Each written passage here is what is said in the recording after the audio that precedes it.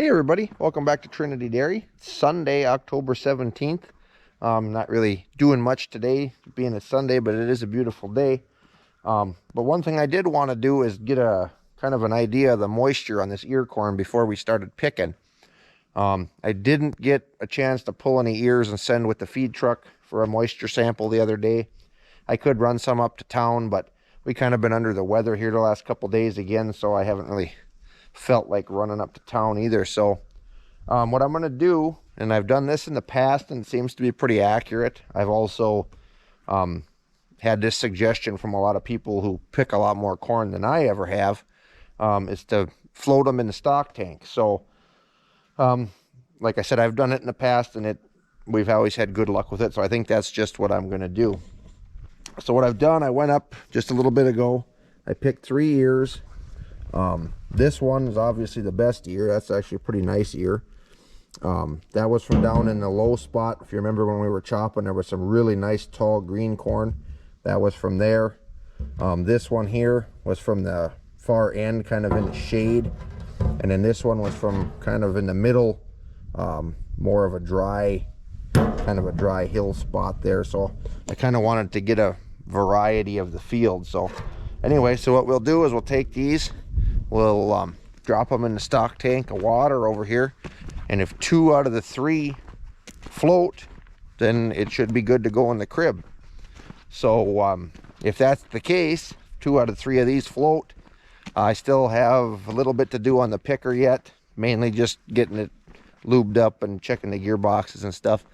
And then I got a corn crib there, little bit of old corn in the bottom I got to clean out and put the door on, not too big of a deal.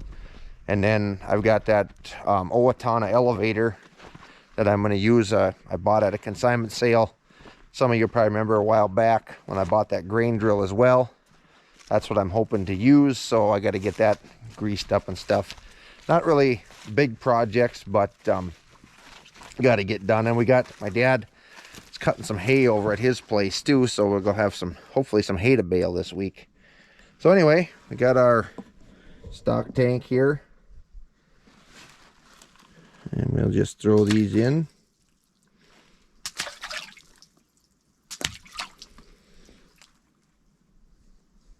All 3 of them floated. So that better one is, it's floating, but it's kind of up and down. But I figured that one would be the wettest, just because that was some of the best corn. But it's still floating. It's just hanging down a little. But so it should be good to go. I would say by the time we get everything, I'm going to probably start on that tomorrow, getting the picker ready, getting the crib cleaned out, that kind of stuff. So I would think, depending on the hay situation over there, when that's dry, it'll probably be ready to go.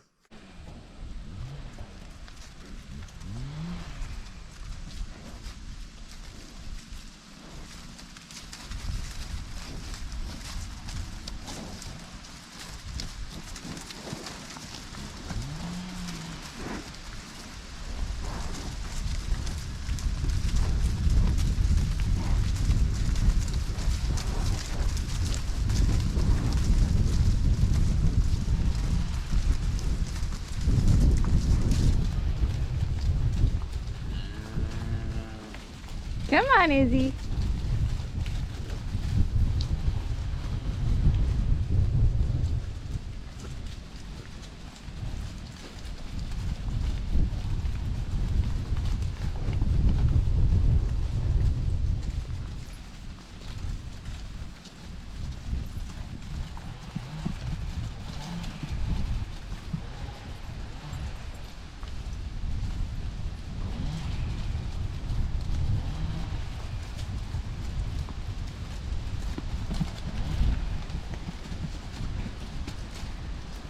Of course, there's one that doesn't come through the gate. Modesty.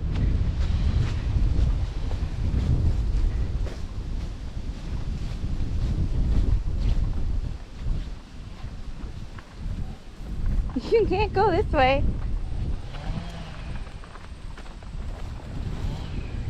You gotta go through the gate.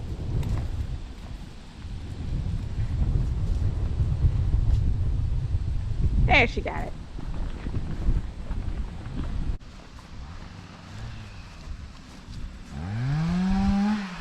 That looks like some happy ladies.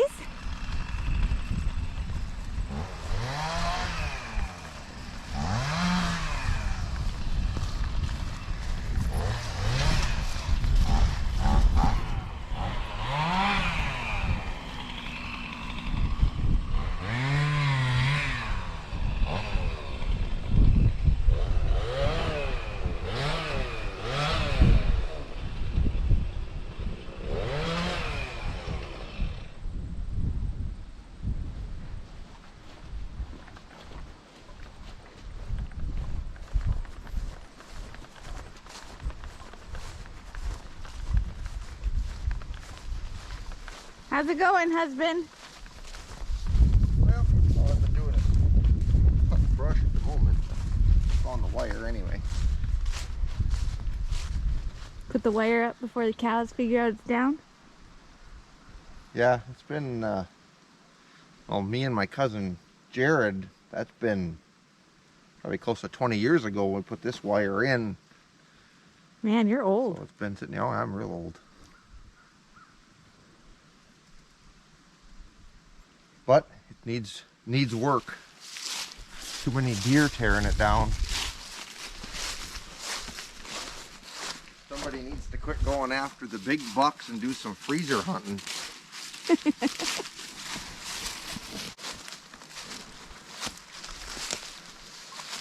There's the Kettle River. Just down from the pasture.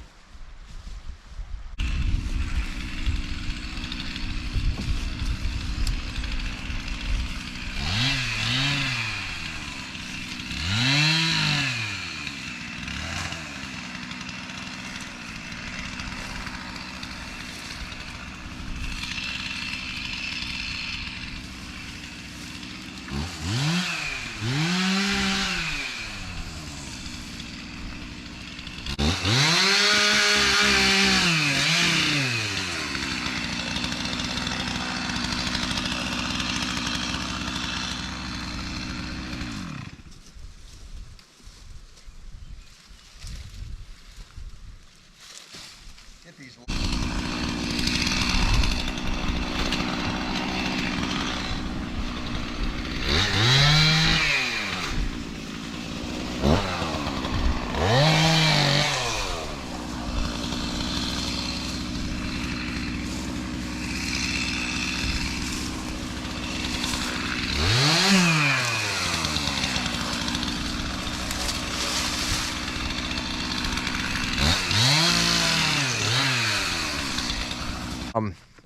We're actually going to hold off a little bit on the corn picking operation at the moment. We've got some hay to bale over at my mom and dad's. My dad cut, he had some third crop hay over there. He cut, he's got it tedded, and it looks like it'll be ready to square bale today. So that's what we're going to work on today.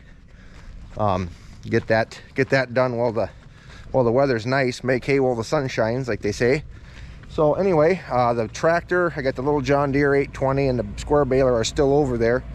From that last hay we baled, I just left them over there because it was by their place. I got the one hay basket hooked to the pickup here. I'll have to come back and grab the other one.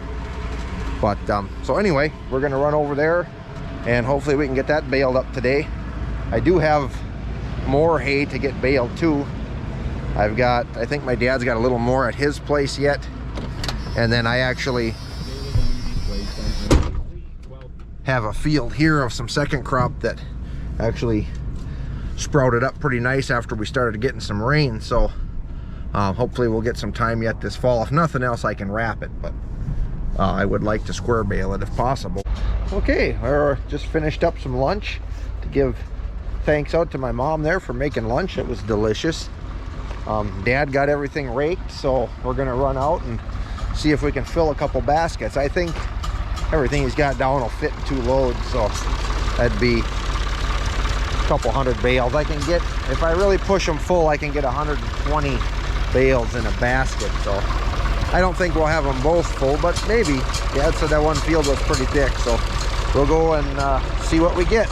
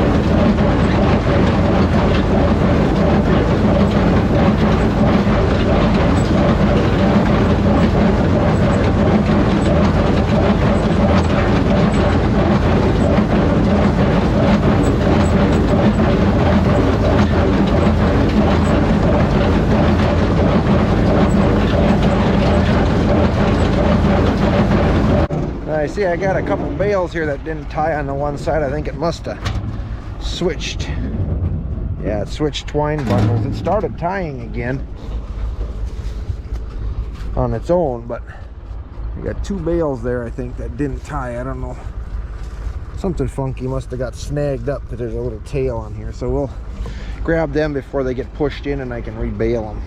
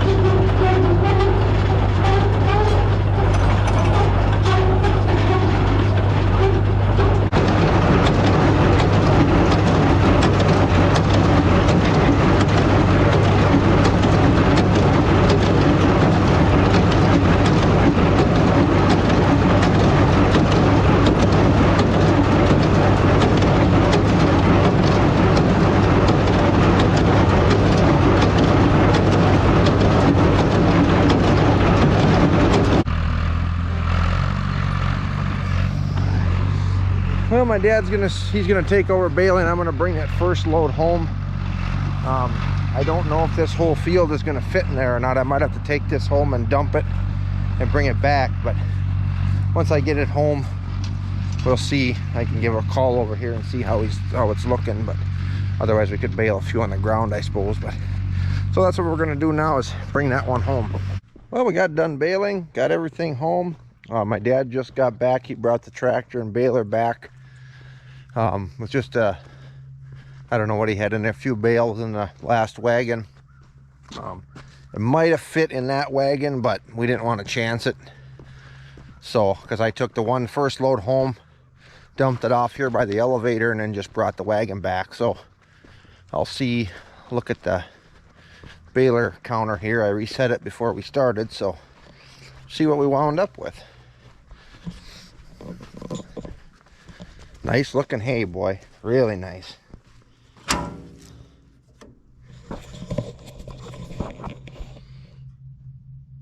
$241. Not bad. So yeah, that's what we wound up with. A few in the chute and a pile in there. So so that'll be nice. Talking some little bit of rain tomorrow. I don't think it's supposed to wind up being a lot. So get this baler put in the shed and get the hay in the barn. And Jen, she's milking. She's just finishing up there now. So get them opened up. That oats and peas bag, I had some haylage in the end. It was some poorer first crop. I've been feeding this to the dry cows. Actually smells really nice. It's not real great value to it, but it's good for the dry cows and heifers. So I'm going to pull that out and go put some corn silage out for the milk cows, and then we'll get some hay in the barn. I had to make a slight recount on the bale number. It's not 241. I forgot we had 3 bales that we had to rebale, so 238 is what we come up with total. So, but 3 bales isn't too big of a difference. It's still Still a pretty good haul off of there for the end of October, I have to say that.